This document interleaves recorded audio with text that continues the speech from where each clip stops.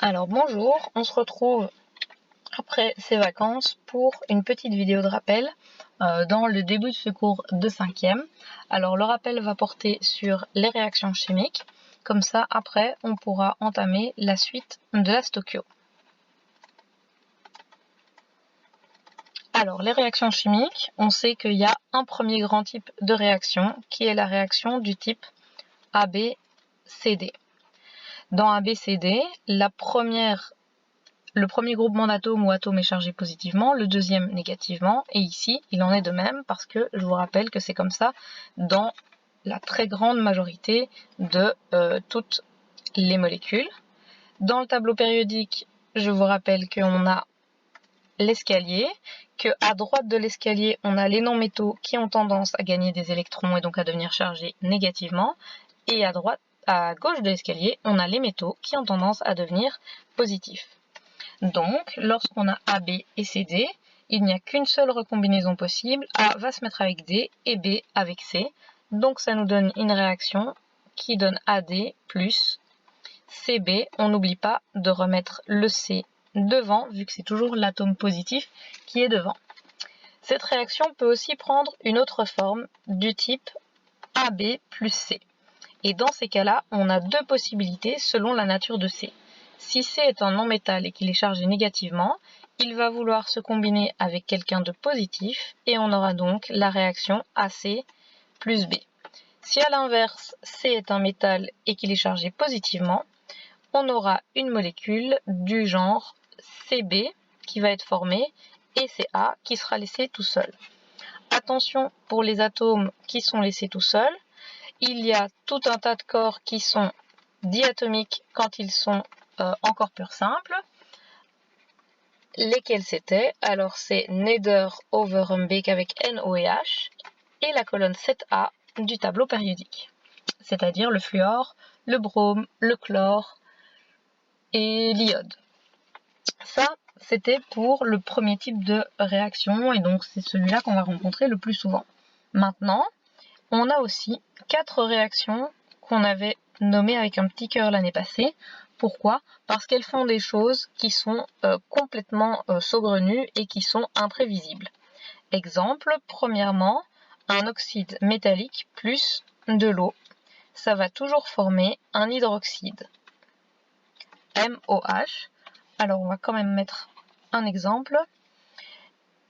Si on a Na2O plus H2O, ça va nous donner NaOH. La deuxième réaction, c'est celle qui va faire intervenir des oxydes non métalliques. Et là, on a 3 possibilités. La première, c'est quand on a un oxyde non métallique qui va réagir avec de l'eau. Dans ces cas-là, ça formait un acide HM'O avec des indices sur HM' et O, et ces indices, on les obtenait en additionnant les indices qu'on avait au départ dans les réactifs.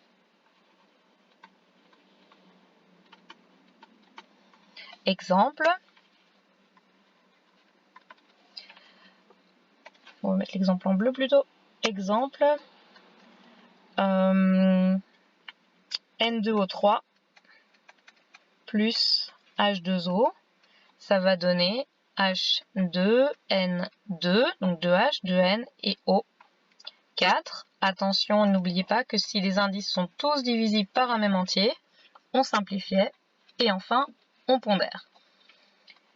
Ça, c'est la première. La deuxième qui fait intervenir un oxyde non métallique, c'est un oxyde non métallique plus un oxyde métallique. Ça nous donne un M''O, un sel ternaire.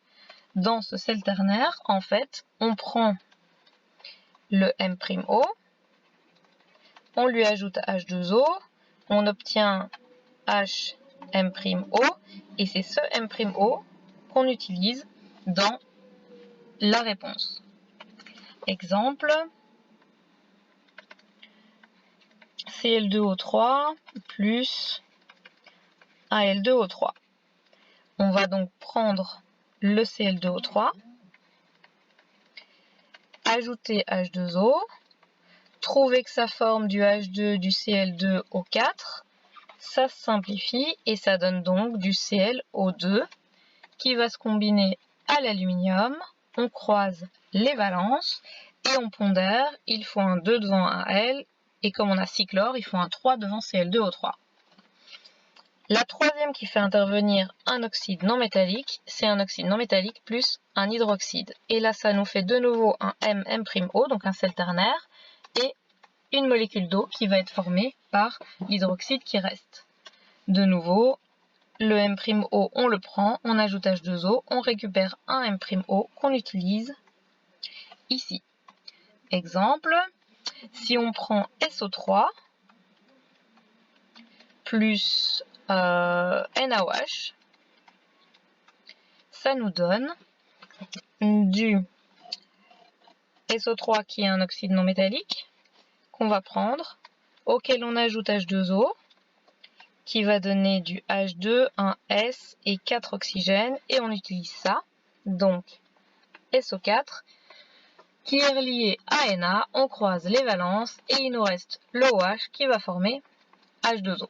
Donc ça, ce sont les réactions qu'on a apprises l'année passée.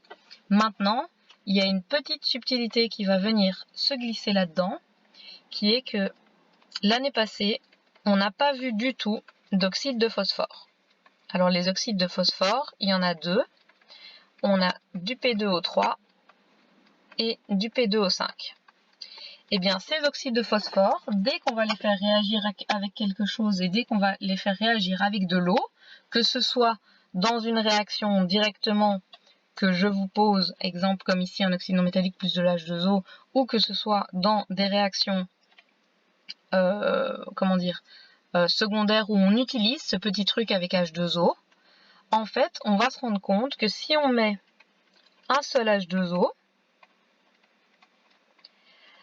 on va obtenir du H2P2O4, et si on simplifie, ça donne du HPO2. Or, normalement, si vous me suivez, le PO2, on l'a vu nulle part, il n'existe pas.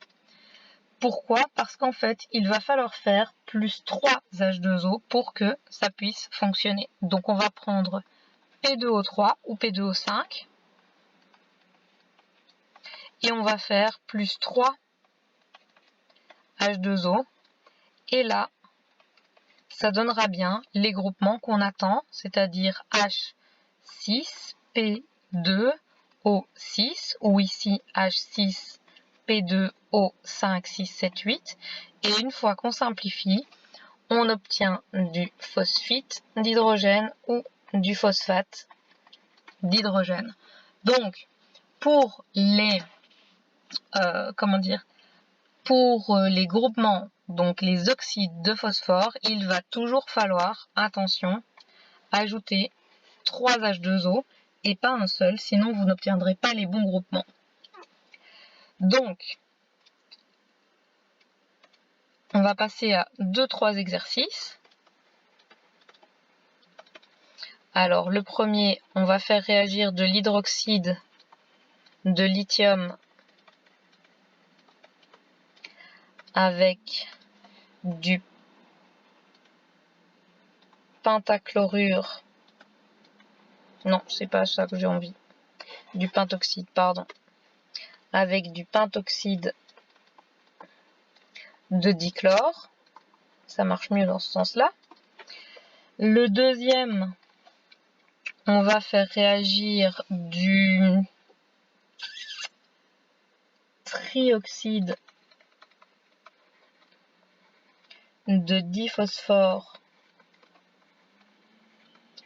avec de l'hydroxyde de magnésium.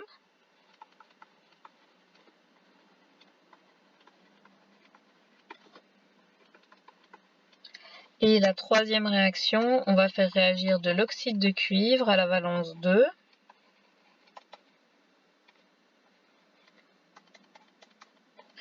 avec de l'eau.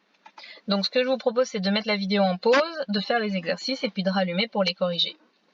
Alors l'hydroxyde de lithium, c'est du LiOH et le pentoxyde de dichlore, c'est donc du Cl2O5. J'ai donc bien dans mon équation un oxyde non métallique. Il faut donc que je le prenne, que j'ajoute H2O pour trouver que ça forme du H2, du Cl2 et du O6. Donc quand je simplifie, ça me donne du ClO3 que je vais garder, que je vais lier au lithium. Et il va me rester de l'H2O avec le OH. Si je veux pondérer, il me faut un 2 ici et un 2 là. Le trioxyde de diphosphore, j'ai donc du P2O3 et du magnésium MgOH, attention aux valences. Le P2O3 est aussi un oxyde non métallique, donc je le prends, mais par contre je sais que lui il faut lui rajouter 3 H2O pour que ce soit correct. Donc ça va me donner H6, P2, O, 3 plus 3, 6, qui une fois simplifiés vont me donner PO3, qui va se lier au Mg, je croise les valences, 3 et 2, et il me reste de l'H2O qui va être formé par l'hydroxyde. Si je veux pondérer, il m'en faut 3, et j'ai donc 3 fois 2 hydrogènes, il va me falloir 3 H2O. Et enfin, l'oxyde de cuivre 2, c'est du CuO, plus de l'H2O. Si je vois pas directement que ça fait partie d'une que je dois étudier, je vais refaire le croisement. Cu va avec O, ça me redonne du CuO. Et puis O se met avec H, ça me redonne de l'H2O. Et là, je vais me dire, ah, il y a un problème, parce qu'une réaction chimique change toujours la nature des molécules par après. Donc, c'est que c'est une que je dois avoir étudiée. Et la réaction d'un oxyde métallique et de l'eau, ça me donne du CuOH2. Et voilà.